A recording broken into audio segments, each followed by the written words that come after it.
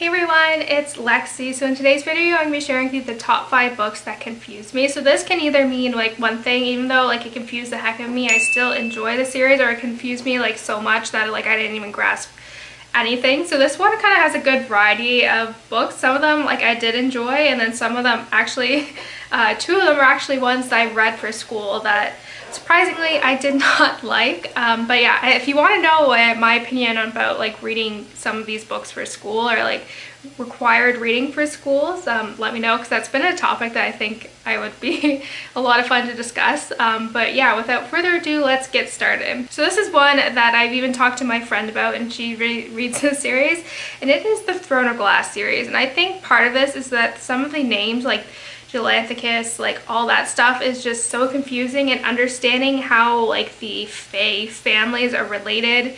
And I think there needs to be like a family tree so you can kind of understand that. And even though they kind of explain kind of the overall arching like whole like problem with it, like they don't like with the whole like concept of the series we kind of learn in Tower of Dawn. I was like still confused because I was like, I don't understand the connections here.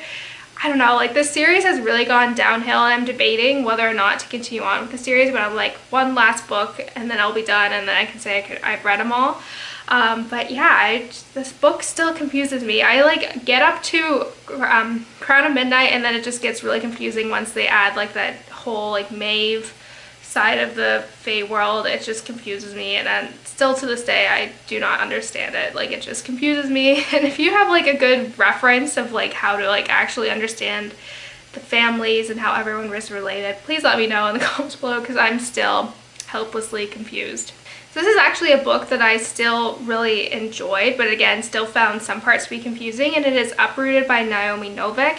And I guess like part of it was just how, especially in particular the summoning, if you're familiar with it, I did find like the general like setup of it to be just a little confusing. I don't know if it was just me or like what, but I was just so confused about it. I still like don't understand. There'd be like parts where something would happen and I have to read the passage 3 times, and then I still wouldn't understand it, so I would just give up and move on.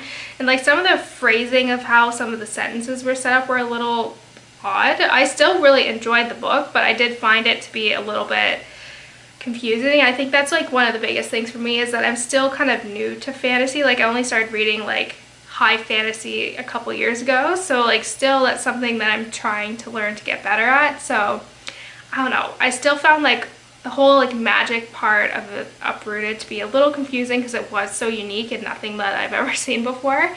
But other than that, like it's still a really good series. Don't like, or standalone, don't be deterred by it. It was just like, I just found it confusing. So this is one, again, another book that I read last year, and I did really like it. I prefer the TV show a little bit more to this book, and it was The Handmaid's Tale by Margaret Atwood. And I think part of it is, I don't know if she's trying to go for the unreliable narrator, but essentially when Offred is referring back to past conversations, she doesn't use quotations, so you don't know what is kind of narration and what is dialogue. And I found that was the biggest thing, where I kind of had to like really stop and think and be like, okay, did someone say this? I don't know if that was intentional so that you don't know how reliable of a narrator Offred is, but I don't know. I still really enjoy the book. I do prefer the TV show to the book, but yeah, that really confused me, and I was like what's going on? The first time I was like, what the heck's going on with this? But yeah, it's something throughout the whole book, and it really confuses me. So yeah, just be aware of that if you want to read The Handmaid's Tale, because that really threw me off. So these last 2 ones are ones that I've read for school, and basically my opinion for required reading, like that's a video for another time. But the first one is Great Expectations by Charles Dickens, and I think part of it is he just describes everything in so much detail, and like he goes on such big tangents. Like he'll literally spend like 3 pages front and back of describing the blue sky, and then by the time it actually switches, you don't remember what he was talking about beforehand, and he's just a writer that's like all over the place. And yeah, it just really confuses me. His writing style was really strange, and like I can understand why his writing is very much appreciated and like how much of an impact it had during the time, but then at the same time it was like, I honestly don't understand any of this. And yeah, I had a really hard time reading that book. I was just like, like the amount of detail he puts in it is just way too unnecessary. And it, ugh. 13-year-old Lexie was not happy reading this in grade 9, so yeah. And lastly, this is just like a general author in particular, and that is Shakespeare. And like, I remember we read A Midnight's Tale.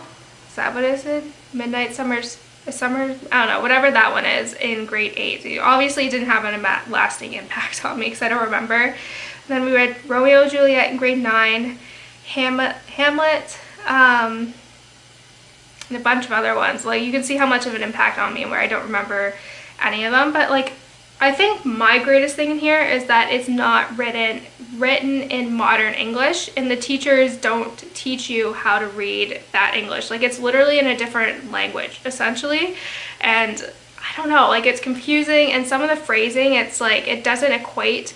So like, what was it, like, I bite my thumb at you or whatever, like, I don't know, I just was always confused. And I don't know, even like, so I would have to find like the modern English translation of it so I could actually understand what was going on. And I hated the exams where they would be like, which character said this? And I was like, well, I don't even know what it means. But yeah, I just found Shakespeare in general to be very confusing, and just like the writing language time barrier essentially. But yeah, I was never a big fan of Shakespeare, and I never will be. That's it, guys. Thank you guys so much for watching. This ended up turning into like a mini rant about required readings for school. But yeah, I think that'll be like a really fun video because you can tell it's something that, you know, sparks my passion.